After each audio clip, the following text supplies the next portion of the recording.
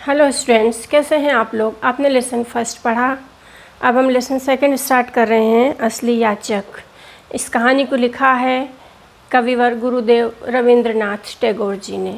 इस कहानी में लेखक ने बच्चों में संवेदनशीलता, प्यार और वात्सल्य का भाव जगाने का प्रयास किया है और साथ ही धनवान वर्ग का जो नकली चेहरा सभी के सामने रहता है, उस नकली चेहरे को दूर करके उनका वास्तविक रूप सामने लाने का प्रयास भी लेखक के द्वारा किया गया है। इस कहानी में लेखक ने एक गुड़िया के माध्यम से इस कहानी को लिखा है। एक अंधी प्रतिदिन मंदिर के दरवाजे पर जाकर खड़ी रहती, दर्शन करने वालों के सामने अपना हाथ फैलाती थी। वह जानती थी कि मंदिर में आने वाले लोग दयालु हैं, कुछ न कुछ उसे ज़रूर देंगे। उसका अनुमान गलत भी नहीं रहता था। लोग उसके हाथ में 2-4 पैसे दे दिया करते थे। अंधी उन्हें दुआएं देती। सुबह से लेकर शाम तक वह इसी प्रकार हाथ फैलाए खड़ी रहती। उसके बाद शाम को भगवान को प्रणाम करके अपनी झोपड़ी की ओर चल देती। झोपड़ी के समीप पहुंचते ही एक 10 वर्ष का लड़का उछलता कूदता आता और उससे चिपट जाता। अंधी टटोल कर उसके माथे को चूमती। बच्चा कौन है, किसका है, कहाँ से आया है, इस बात से कोई भी परिचित नहीं था। 5 वर्ष हुए, पास पड़ोस वालों ने उसे अकेले ही देखा था, लेकिन इन दिनों एक दिन संध्या के समय लोगों ने उसकी गोद में एक बच्चा देखा। वह रो रहा था। अंधी उसे चुप कराने का प्रयत्न कर रही थी। यह कोई असाधारण घटना तो थी नहीं, इसलिए किसी ने इस ओर ध्यान नहीं दिया। उसी दिन से वह बच्चा अंधी के पास था और बहुत प्रसन्न था। अंधी उसे अपने से अच्छा खिलाती और पहनाती थी। अंधी ने अपनी झोपड़ी में एक हांडी भी गाड़ रखी थी। जो कुछ भीख में मांग कर लाती थी वह उस हांडी में डाल देती थी। यह हुआ कहानी का पहला भाग। अब हम कहानी के दूसरे भाग की तरफ चलते हैं। काशी में एक सेठ थे जिनका नाम था बनारसी दास। बहुत प्रसिद्ध सेठ थे। वो बहुत बड़े धर्मात्मा माने जाते थे। दिन के 12 बजे तक स्नान दान पूजा पाठ में वो लगे रहते थे। उनकी कोठी पर लोगों की भीड़ लगी रहती थी। कर्ज के इच्छुक लोग भी वहाँ रहते थे और साथ ही कुछ ऐसे व्यक्ति भी वहाँ रहते थे जो अपना धन सेठ जी के पास धरोहर के रूप में रखने के लिए आते थे। सैकड़ों भिखारी अपनी जमा पूंजी उनके पास रखते थे। अंधी को भी यह बात मालूम थी। उसकी भी हांडी पूरी भर गई थी। उसे शंका होने लगी थी कि कोई उसे चुरा न ले। एक दिन शाम के समय वह हांडी लेकर आंचल में छिपाकर सेठ जी की कोठी में पहुंची। अंधी ने हांडी उनके आगे सरका कर कहा, सेठ जी, इसे आप अपने पास रख लें। मैं अंधी अपाहिज हूँ, कहाँ रखती फिरूँगी। सेठ जी ने हांडी देखकर कहा, इसमें क्या है। अंधी ने उत्तर दिया, भीख मांगकर अपने बच्चे के लिए 2-4 पैसे इकट्ठे किए हैं, अपने पास रखते डरती हूँ, कृपया इन्हें आप अपनी कोठी में रख लें। सेठ जी ने मुनीम की ओर संकेत करते हुए कहा कि बही में जमा कर लो। 2 वर्ष बहुत सुख से बीत गए। इसके पश्चात एक दिन भिखारीन के लड़के को ज्वर आ गया, बुखार आ गया। अंधी ने दवा दारू, झाड़ फूंक, टोने टोटके कई प्रयत्न किए, लेकिन बुखार दिन प्रतिदिन बढ़ता ही गया। अंधी निराश हो गई, लेकिन फिर उसे ध्यान आया कि शायद डॉक्टर के इलाज से फ़ायदा हो जाए। ऐसा विचार आते ही वह गिरती पड़ती सेठ जी की कोठी जा पहुंची। अंधी ने कहा, सेठ जी, मेरी जमा पूंजी में से 10-5 रुपये मुझे मिल जाएं तो बड़ी कृपा होगी। मेरा बच्चा मर रहा है, मैं उसे डॉक्टर को दिखाऊंगी। सेठ जी ने कठोर स्वर में कहा, कैसी जमा पूंजी, कैसे रुपए। अंधी ने रोते हुए उत्तर दिया, 2 वर्ष हुए मैं आपके पास धरोहर रख गई थी, दे दीजिए, बड़ी दया होगी। सेठ जी ने मुनीम की ओर मुस्कुराकर देखा। मुनीम ने कहा कि इसकी कोई जमा पूंजी यहाँ नहीं है।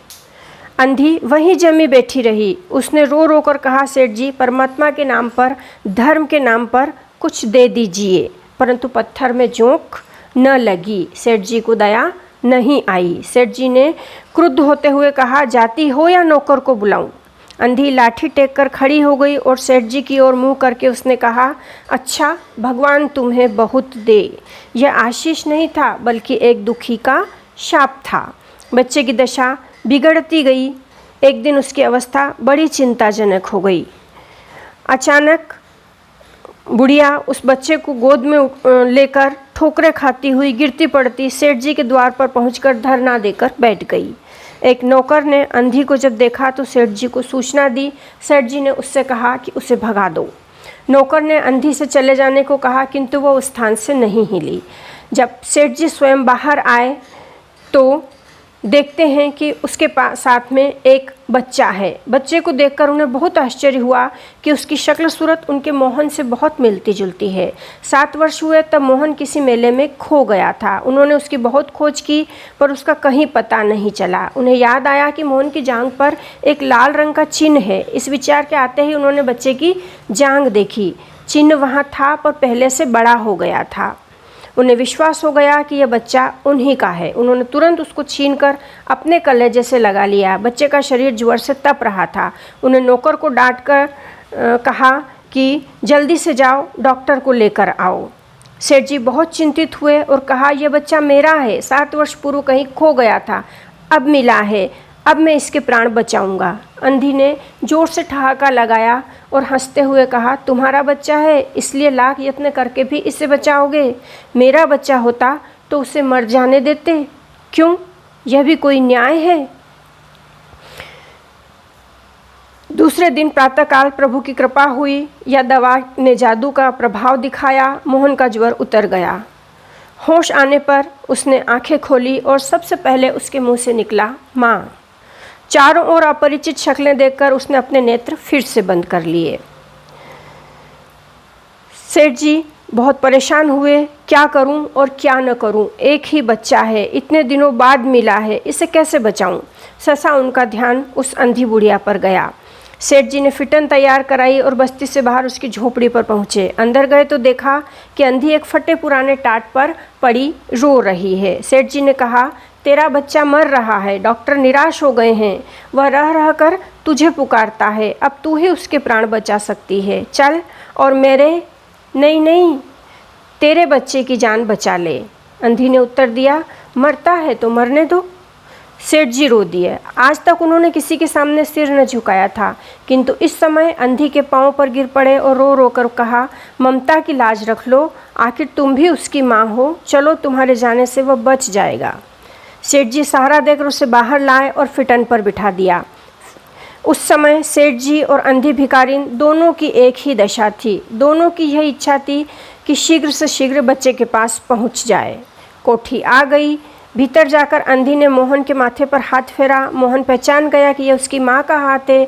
उसने तुरंत नेत्र खोल दिए और उसे अपने समीप खड़े हुए देखकर कहा, माँ तुम कहाँ गई थी? अंधी भिखारिन मोहन के सिराने बैठ गई और उसने मोहन का सिर अपनी गोद में रख लिया। उसको बहुत सुख अनुभव हुआ और वो उसकी गोद में तुरंत सो गया। दूसरे दिन से मोहन की दशा अच्छी होने लगी। 10-15 दिन में वो बिल्कुल स्वस्थ हो गया। जो काम हकीम, वैद्य, डॉक्टर न कर सके वो एक स्नेह और सेवा ने कर दिखाया। मोहन के स्वस्थ होने पर अंधी ने विदा मांगी। सेठ जी ने उसे रुपयों की थैली उसके हाथ में देते हुए कहा कि ये तुम्हारी धरोहर है, तुम्हारे रुपए हैं, मेरा वह अपराध। तभी बात काटते हुए अंधी ने कहा, यह रुपए तो मैंने तुम्हारे मोहन के लिए इकट्ठे किए थे, उसी को दे देना। अंधी ने थैली वहीं छोड़ दी और लाठी टेकती हुई चल दी। बाहर निकलकर उसने उस घर की ओर देखा। उसके नेत्रों में अश्रु बह रहे थे, किंतु आज वह एक भिखारिन होते हुए भी सेठ से महान थी। उस समय सेठ याचक था और वह दाता थी। तो देखा बच्चों, आपने इस कहानी में हमने ये देखा कि किस तरह से सशक्त बल धनवान वर्ग निर्बलों का शोषण कर लेते हैं। आज भी यह कहानी प्रासंगिक है, आज भी ऐसा होता है। पर हमें इस कहानी से क्या शिक्षा लेना है कि समाज में साथ रहते हुए एक दूसरे की भावनाओं को, एक दूसरे की ज़रूरतों को समझने की आवश्यकता है। मानवता जैसे नैतिक मूल्यों का विकास हमारे अंदर होना ज़रूरी है। तो एक चीज़ आपको समझ में आई कि इस कहानी में असली याचक कौन है? सेठ जी।